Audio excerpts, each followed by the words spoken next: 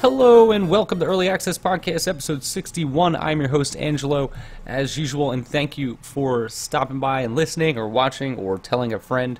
I hope everybody's having a good weekend so far. I know I have been playing a whole lot of Destiny still because that game has consumed my life.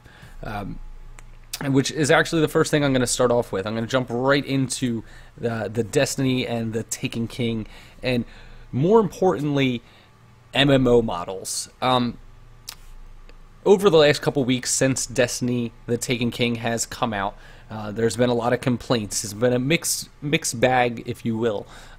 Personally, I'm really enjoying it. Again, though, I've only been playing Destiny for about two months now, actually like 6 weeks, about a month and a half. Right before the Taken King came out, I got it. So about a month actually, hasn't even been that long. But I put a lot of time into it. I really enjoy the game, and I also, though, have a lot of experience playing MMOs. My gripe in particular is with websites like this one, Kotaku. And this article in particular that was posted a couple days ago, it says, Destiny the Taken King leaves players who didn't upgrade behind. Now, for a website that dedicates most of its resources to, gaming and pop culture and everything like that, you think they'd know a little bit more about how an MMO works. And this isn't the only article, so don't think I'm just throwing Kotaku under the bus with this one. However, this was the one that popped up first because they're the most popular.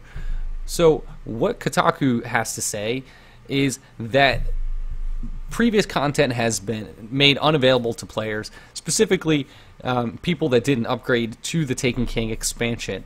So what it did was it made it so certain strike lists weren't available to players anymore because they didn't upgrade to the new game.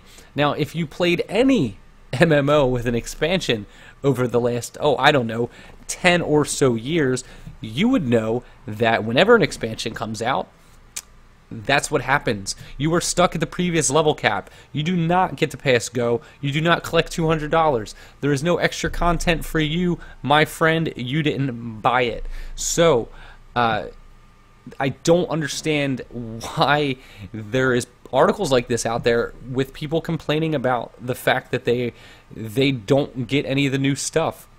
I get it. It changed some of the things that they had previously because they consolidated some of the lists and they made some of the stuff useless, but that's because it is useless. You are playing a game that is now stuck in the past. It's just like if you play WoW, you can grind out to your heart's content to previous level cap, but once you are there, that is it. There is nothing to do after that because you didn't buy the new content. No one's out there complaining that when the new WoW expansion comes out, they are stuck at 90. I find this completely ridiculous. Destiny is modeled after the MMO model. I think the biggest problem that Destiny has had since it's come out is the fact that most players that are playing it, that are complaining in particular, the people that are complaining are specifically console players. So these are a bunch of people that don't have the experience with massive multiplayer games like a lot of PC gamers do. So where I completely understand everything that's happening in Destiny, what they're doing with the weapon grind and the repetition and everything, and how raids work, that's another thing. People are bitching about how the raid didn't come out when the game launched. It's like, well, you still need to get your way to the level cap and to the item requirement to do that raid. But God forbid all your content isn't available day one for you not to be able to do anyway because you couldn't do it in the first day. But I just think that they're running into a problem where the vocal, it may be majority here because they just don't have the experience, don't understand how MMOs work. But what really bothers me, especially with an article like this from Kotaku is the fact that they make an article like this talking about how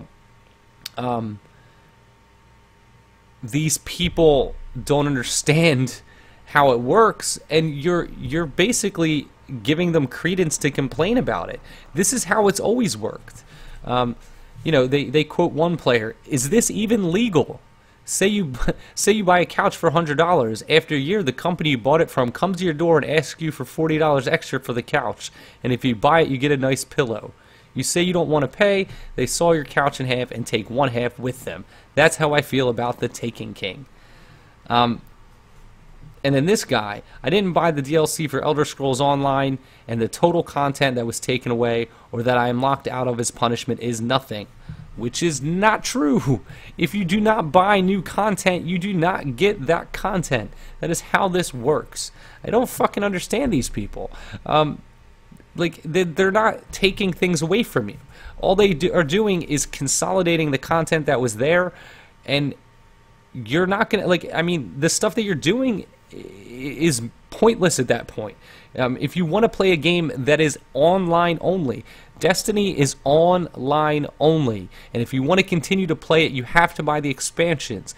They sold you this game as a 10-year platform with expansions.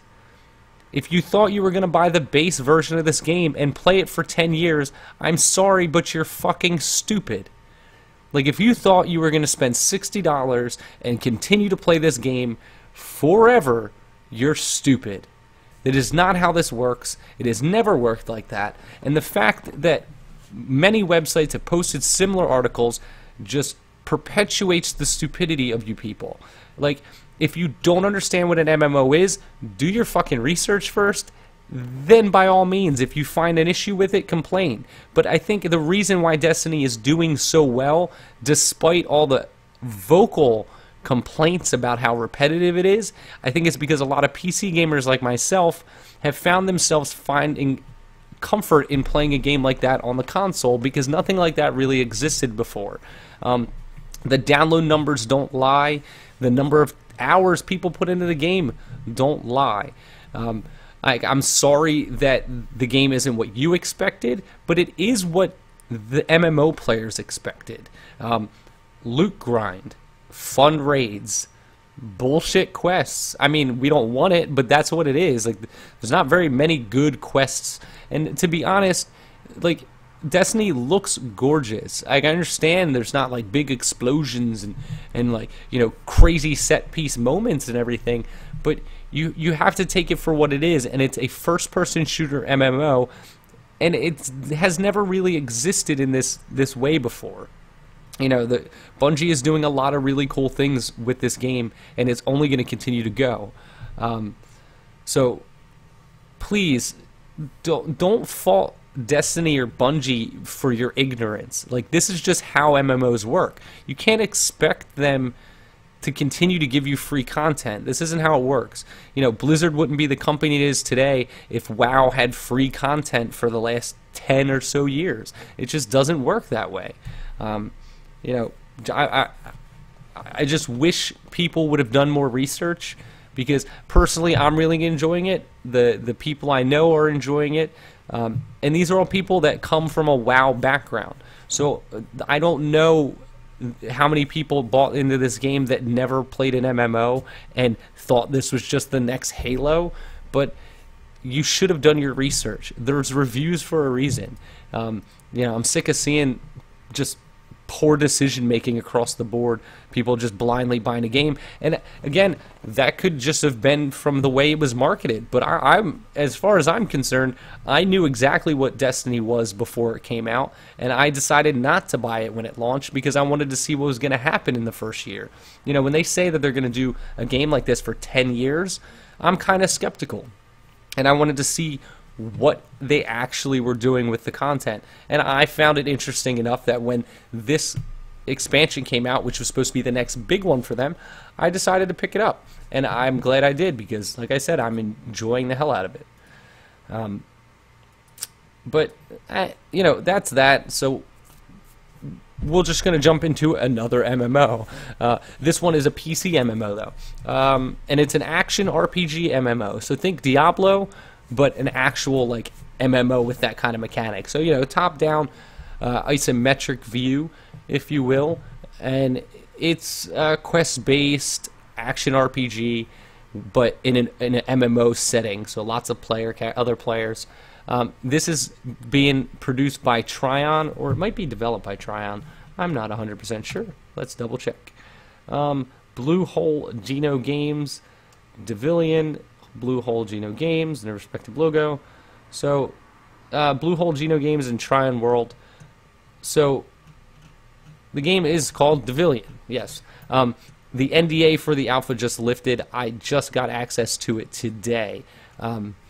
However, the video is still loading because that is another topic, is Comcast can fuck off. My upload speed has been terrible lately. I am currently still uploading that video, and it says it's got like 200 minutes left. So the first look for Devilian won't be up for a little bit. But it's it's made by the guys that did ArcAge. Now, if you played ArcAge, you know how disappointing that game was. ArcAge was incredibly disappointing. It just, you know, between hackers and glitches and just bugs and just poor communication between the Korean developer that made the game and Tryon as a publisher led to the economy falling apart. And I played that game very dedicatedly for about a year leading up to actually this podcast. And I had a really good time with it, and I was sad to see it fall apart. Now, in Devilian, it is, like I said, it's kind of like a Diablo-style game. It's an action RPG. However, it's set up like an MMO, so you know you have your hotbar, you have all your menus and everything. It's very similar to any other MMO.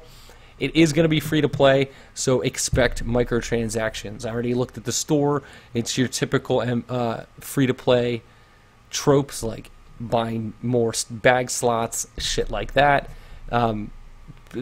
Basically, just a bunch of stuff like that. It's you know, cosmetic stuff. I don't know, because that's the other thing. ArcAge had a lot of stuff that was supposed to not really affect the gameplay, but it did. So it became a very like pay-to-play, pay-to-win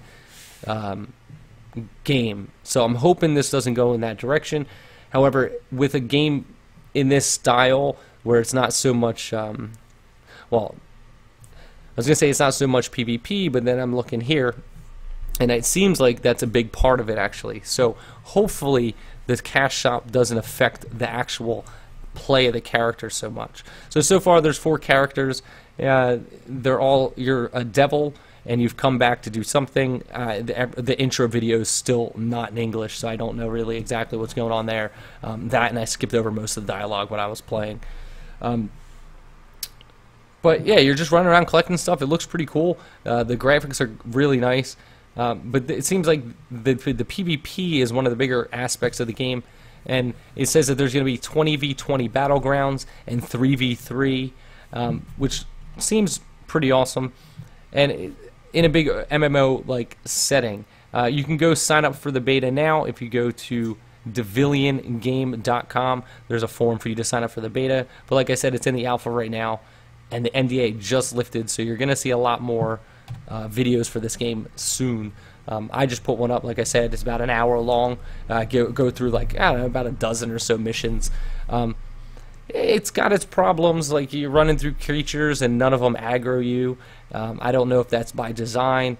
You can also click a button that auto runs between mission points, so once you kill everything, you just click a button and you watch your character run over to the guy to give it in. I don't know if I'm a big fan of that. It just kind of takes you out of the game experience. But it might be, if it's a fun free-to-play game, though, it looks really good, so it might be worth playing. You know, I'm not 100% sure, though. So, yeah, Comcast, though, really. Like, they've been screwing me lately.